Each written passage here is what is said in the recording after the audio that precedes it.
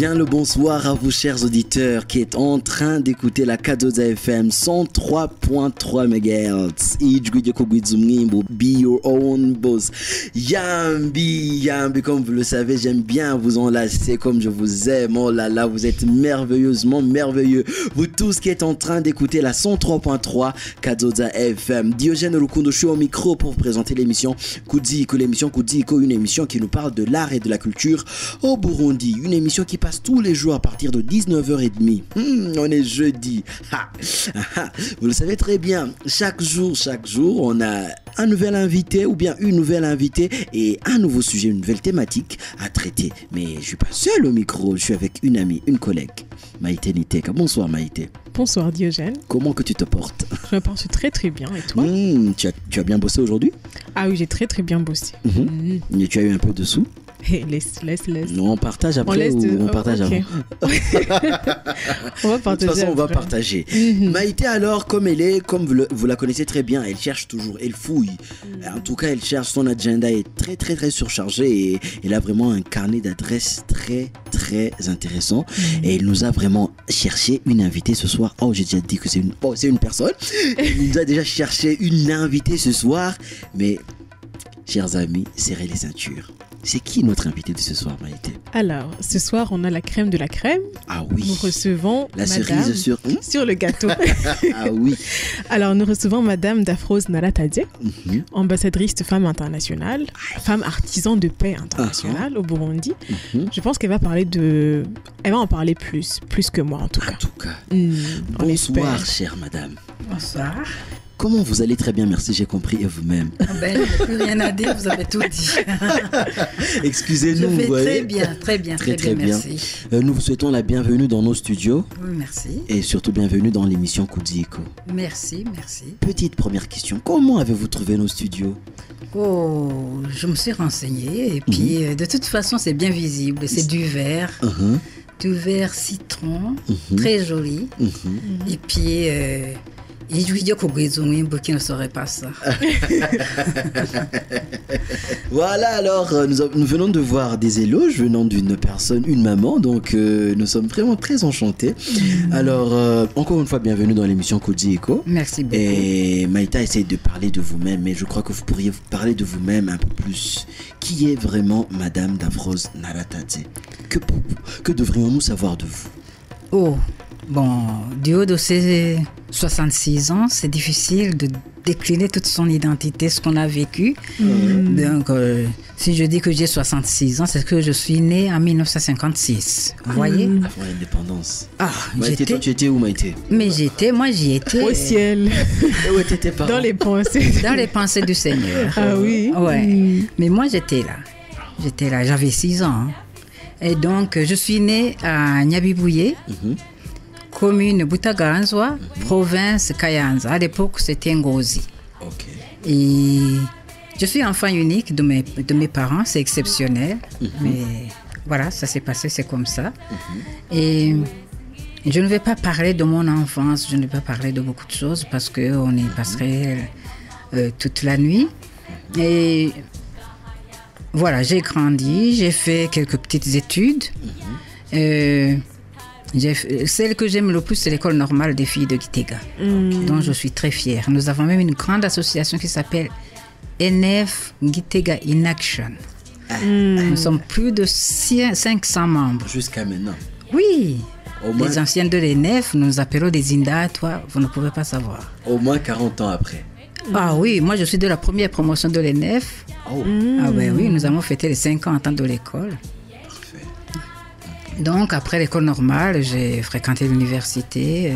Moi, je dis que j'ai butiné. Je suis une butineuse comme une abeille de la science. Quand je vois quelque chose d'intéressant, je prends. Je pique. Et c'est bon. Je mélangeais beaucoup de petites choses. Mais ce que j'aime le plus, c'est la formation que j'ai eue par la vie. Et notamment celle qui s'intéresse à l'homme. Celle qui puissent dans ces expériences, même quand ce sont des expériences douloureuses, des leçons de vie qui le font rebondir. Et c'est d'ailleurs, ça correspond à mon nom, Taratazé. On ne se laisse pas faire. Allez, même quand c'est difficile, on reprend le poil de la bête et on y va. Voilà, et c'est ce qui fait ce que je suis maintenant en fait. Et que je passe outre les 30 ans que j'ai passés, je ne dirais pas en exil, en apprentissage dans un autre pays étranger qui est la Suisse, mais qui est devenu ma seconde patrie et qui m'a aidé à me reconstruire au moment où j'étais un petit peu traumatisée parce que j'avais vécu dans mon pays natal et qui a fait que je transforme cette douleur de l'exil, cette déconnexion des siens et où on part sans vouloir vraiment partir, on part parce qu'on est forcé, de transformer dans une dynamique de reconstruction personnelle qui mène vers la reconstruction de l'autre. Là, je viens tout doucement à ce qui a fait que je sois ambassadrice de Femmes Artisans de Paix. C'est parce que, voilà, Femmes Artisans de Paix a contribué à me reconstruire. C'est un programme d'initiative et changement international qui a comme devise « Change toi-même si tu veux changer le monde ». Le premier chantier, c'est moi-même. Et depuis 2005, je suis vraiment active au sein de cette association dont je suis devenue présidente internationale en 2013. Et en 2016, j'ai dû faire la part de choses, renoncer à la présidence de Femmes Artisans de Paix International, qui est une organisation qui est structurée dans plus de 60 pays, pour revenir à la base. Change toi-même si tu veux changer le monde. Mon changement commence au Burundi. Et alors, j'ai dû renoncer à mon statut. Je suis revenue et c'est là qu'on m'a donné le titre honorifique d'ambassadrice internationale de cette association. Pour venir vraiment vivre avec les miens cette expérience de changement personnel, que ce n'est pas de la peur. Si on a souffert, si on souffre, c'est plutôt une opportunité pour pouvoir rebondir, pour pouvoir se construire, pour pouvoir pardonner, pour pouvoir aller de l'avant. Et nous avons, mon époux et moi, nous avons introduit ce projet que nous avons appelé Monono Wondi. Monono Wondi, pain, paix, développement. Et Monono, pour les Burundais, je ne vais pas traduire parce que tout le monde comprend ce que c'est. Et on ne peut pas être en paix si l'autre ne l'est pas. Et on ne peut pas être en paix si le ventre est creux. D'où la dynamique, l'alliance, le nexus paix et développement. Il n'y a pas de paix sans pain, il n'y a pas de pain sans paix. Et nous ne pouvons pas avoir de développement s'il n'y a pas de paix, s'il n'y a pas de pain. Voilà. Ça va bien avec Ijwidio Kogwizumwimbo. Et ce qui m'amène encore au présent, parce que nous sommes, mon époux et moi, nous travaillons tous les deux à l'université, lui comme professeur, moi j'étais dans l'administration.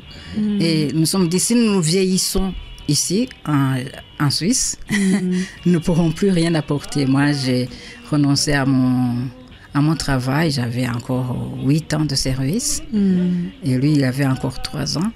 Et nous avons décidé de revenir, mais nous faisons les va-et-vient, puisque nos enfants sont restés là-bas.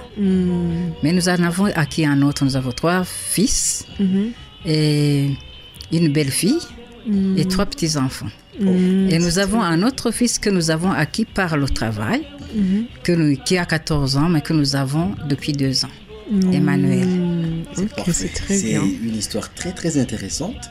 En tout cas, entendre une femme de 66 ans, on pourrait croire que nos grands-mères, mais vous qui la voyez pas, moi je la vois, Maïté, en tout cas. En tout cas, vraiment, ça va. Très très jeune. Tantôt, je lui disais, je lui faisais une blague, forever young, ouais, en tout cas. Maïté, avec une personne ayant une telle histoire, un tel vécu, les sujets sont plusieurs. Mais de quoi vraiment allons-nous parler ce soir? Cadrons un peu pour ne pas... Essayons de cadrer pour ne pas... Ça, c'est sûr. Alors, elle a parlé de quelque chose de très intéressant. Vous avez parlé de Monono, la coopérative que vous avez commencée ici au Burundi. Quelle est votre action? Qu'est-ce que vous faites exactement? Justement, nous avons les 2 grandes parties. La paix et le développement. Okay. La paix et le pain, en fait. Je parle toujours de notre expérience en tant que réfugiés on est meurtri. Et quelque part, on a des blessures qu'on traîne en soi et on a de l'amertume. Quelque part, on navigue entre la haine et l'amour, la nostalgie. Et on ne sait pas vraiment où on en est. Nous ne voulions pas nous transférer ici, mais quand même, nous disions, il y a des personnes qui n'ont pas eu, je dirais, la chance, comme celle que nous avons eue, d'être dans un pays comme la Suisse, qui vous aide à vous poser, dans un pays de démocratie directe, dans un pays qui vous permet quand même de souffler, de ne pas être tout le temps en tension. Voilà, c'est un pays qui est en train qui a fêté plus de 800 ans de vie. Dans un pays de chocolat. Ben oui, en plus. Qui pas à consommer avec modération. C'est une blague. Oui. Et donc, moi, d'Afros, je me suis plutôt, je dirais, spécialisée, entre guillemets, dans le domaine de la paix. Et la paix intérieure, la paix sociale. Tandis que mon époux, lui, il a enseigné même à l'université la géographie politique, la géographie du territoire, et en ayant fait une thèse de doctorat sur le manioc. Eh bien oui, c'est la géographie humaine, et les gens disent, mais c'est quoi ça? À quoi ça? C'est la géographie humaine, la géographie politique. Et donc, lui, il s'occupe de cette partie-là, moi je m'occupe de cette partie-là, mais nous faisons vraiment un couple dans la vie aussi, dans la conviction, dans l'engagement. Alors, par rapport à la paix, il y a un outil qui s'appelle cercle de paix. Les cercles de paix sont des groupes de personnes qui se mettent ensemble pour penser qu'est-ce qui détruit la paix en moi, dans la société autour de moi, et dans la nation. Et quelle est ma part dans la perpétration des conflits, et puis aussi dans la solution de ces conflits. Et le groupe, après les jours qu'il passe parce que ce sont des modules qui sont formés, 10 modules que nous disons progressifs, et 3 modules transversaux. Mais tout ce qui amène vers cette interrogation, qui suis-je vraiment? Quelle est ma part dans la société? Comment je me sens et comment je vais rebondir une fois qu'on a mis en surface les besoins, les préoccupations, les choses comme ça. Nous apprenons à serrer et à fixer les priorités parce qu'on ne peut pas tout faire et tout résoudre en même temps. Le cercle de paix amène en fait aux personnes qui l'ont partagé, surtout en partageant leur histoire personnelle, parce que la seule question que j'ai le droit de me poser, et c'est moi. Je m'occupe de moi. Je ne suis pas venue comme... Je n'ai pas été mandatée pour parler d'autres personnes. Qu'est-ce qui me met en mouvement? Qu'est-ce qui m'empêche d'être heureux? Qu'est-ce qui me manque? Mon paradis serait quoi? Et en partageant cela en groupe, finalement, les gens se découvrent. En suivant toutes ces questions, en commençant par qu'est-ce que la paix? Les cercles de préoccupation. Qu'est-ce qui détruit la paix? Qu'est-ce qui construit la paix? Quelles sont mes qualités, mes modèles d'artisans de paix? Quels sont mes talents, mes compétences? Et qu'est-ce que maintenant j'entre dans les outils de transformation? Qu'est-ce que la paix intérieure? Qu'est-ce que l'écoute intérieure? Qu'est-ce que l'écoute des autres? Et quelle est la dynamique du pardon, le pouvoir du pardon? Et enfin, comment est-ce que je vais mettre la paix en pratique? Et ensuite, je prends des engagements. Et les engagements que nous prenons sont à 2 niveaux. Au niveau personnel et au niveau du groupe. Au niveau personnel, les attitudes. Quelles sont les attitudes que je vais prendre maintenant? Vous voyez que la dynamique du pardon, c'est d'abord se pardonner soi-même. Et puis, être en phase et puis être en harmonie avec la communauté. Comment est-ce que je vais mettre en pratique cette paix? Alors là, nous prenons des décisions au niveau personnel et au niveau du groupe. En ayant partagé notre vie et nos histoires, nos vécus, les gens, ils vont vraiment en profondeur. Et ils se sont découverts. Ils se sont connus. Quelquefois, il y a des antagonismes, ils se sont rapprochés. Et nous prenons un projet que nous allons mettre ensemble. En qui on dit il faut qu'il y ait un projet commun qui puisse continuer à nous souder. Et nous le décidons ensemble en tirant cela de la préoccupation majeure que nous avons trouvée, qu'elle est commune. Et après, nous faisons aussi un projet de paix. d'abord un projet de développement, ensuite un projet de paix sociale. Et au niveau personnel, la même chose. Et ces groupes, nous les appelons les groupes, avant nous disions affectivement positifs, mais nous avons trouvé que c'est plutôt des groupes d'action. Et nous les voyons, nous venons de les visiter. Le Burundi sera bientôt, vous allez voir, un pays développé grâce à nos activités. Soyons modestes quand même. En tout cas, on a hâte. Je viens de dire une autre question. Ouais, mais je veux rappeler aux auditeurs que c'est toujours l'émission Kudzi Iko, une émission qui vous parle de l'art et de la culture au Burundi, mais là on est plus dans la paix, donc la littérature et la paix et tout. Nous avons comme invité Daphrose Nharatazé, qui est une femme qui travaille comme dans l'artisan, femme comme artisan de paix. Oui. C'est ça. Mais vous utilisez des manuels originaux quand même. Ce que vous venez de dire, c'est des choses originales quand on n'est pas habitué à entendre ce genre de choses. Comment avez-vous fait pour penser à ça? Quelle a été votre inspiration? Mais je pars toujours de mon expérience personnelle, de mon vécu. Justement, vous dites qu'on est dans le développement, on est dans l'économie. Mais nous sommes en plein dans l'économie. Comme j'ai annoncé, on ne peut pas...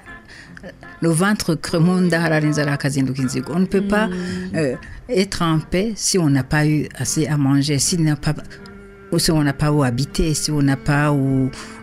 comment dire, de l'air frais, je ne sais pas moi.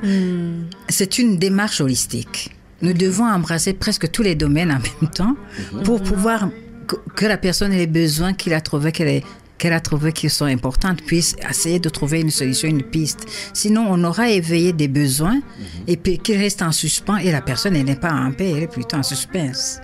Alors, il faut les asseoir. Alors, ces projets dont je viens de parler, par exemple, on ne peut pas nous sommes quand même des universitaires. La théorie précède la pratique, ou vice-versa. Et donc, nous avons développé des méthodes, déjà de communication, ensuite de vulgarisation. Les manuels dont... nous avons déjà deux sortes de manuels. Il y a le manuel du facilitateur des cercles de paix. Celui-là, ce n'est pas nous qui l'avons conçu. Nous l'avons plutôt adapté, inculturé. Parce que le Burundais, quand même, il a besoin de puiser dans sa substance, dans son socle culturel pour pouvoir s'élever. Ça, nous avons en commun. Nous avons la culture en commun. Nous avons nos contes, nous avons nos devinettes, nous avons nos dictons, nous avons nos façons de faire, nos façons de sentir. Et on peut diverger sur les interprétations, les pratiques comme être humain, mais ce socle, il est commun. Et le deuxième outil que nous venons de développer, c'est l'outil que nous avons appelé conte et raconte et cercle restauratif. Et conte, vous voyez, c'est toujours ce socle culturel. Parce que le Burundais, il faut qu'il apprenne à prendre du temps pour prendre soin de lui. Prendre soin de lui pour pouvoir prendre soin des autres. Prendre soin de soi, c'est prendre le temps de s'asseoir et déjà de s'asseoir en famille. Il semble que c'est une pratique que moi j'avais laissée avant de fuir, que j'ai trouvé il semble que cette pratique a fui pendant que moi j'étais... A priori. Oui, voilà. Et que les gens, nous à l'époque, on s'assoyait autour du feu, nos parents, nos amis, on faisait des contes. Et puis on terminait par... Et maintenant, il semble que c'est devenu une rareté. Non, c'est aussi un de nos objectifs. Et voilà, et exactement. Alors, nous avons fait deux manuels. Le manuel du formateur, des animateurs, qui est celui-ci, et le manuel de l'animateur des contes et racontes et cercles restauratifs au niveau de la base, au niveau des collines. Et nous avons développé, parce que nous avons trouvé que pour que le Burundais prenne du temps, il faut qu'il prenne du temps de l'écoute de sa culture, écoute aussi de son âme. Et nous avons trouvé qu'en passant par les contes, finalement ce n'est pas étranger, on arrive à soi. On arrive à soi. Et ensuite, nous avons développé aussi un autre sujet, un autre outil que nous avons appelé « Qu'est-ce qui a fait que je sois la personne que je suis maintenant ?» Ça veut dire raconter sa propre vie. et raconter son vécu. Et on ne peut pas y arriver directement chez le Burundais sans passer par cet autre. Sinon, ça prend trop de temps. Et l'autre troisième outil, c'est les jeux. Les jeux, les exercices que nous avons développés, que nous avons conçus, qui amènent la personne toujours à parler d'elle et de parler des préoccupations d'elle ou bien de la société, de la communauté. Le quatrième, ce sont les sketchs, le théâtre, les jeux de rôle. Tirés de la vie quotidienne. C'est fou le Burundais comme il est joueur, inventeur. Il y en a qui même, dès qu'ils ont vécu cette expérience d'apprentissage, ils n'ont pas attendu qu'on leur dise voilà, maintenant on vous donne les manuels. Ils ont copié ce qu'ils ont vécu quand ils étaient venus chez nous et maintenant ils le font dans leur communauté. Et même d'avoir eu les manuels. Oui, au moins au niveau des sketchs. Parce qu'ils jouent ce qu'ils ont vu. Ils ont vu un homme et une femme qui se croisent parce que chacun vient de piquer dans la récolte de la famille et l'autre qui a piqué dans la récolte de la famille et puis les deux se retrouvent au marché en train de vendre les biens familiaux en cachette. Ça, ils l'ont vu. Mais quand ceux qui le jouent, ce ne sont pas ceux qui l'ont vécu, ceux qui le font.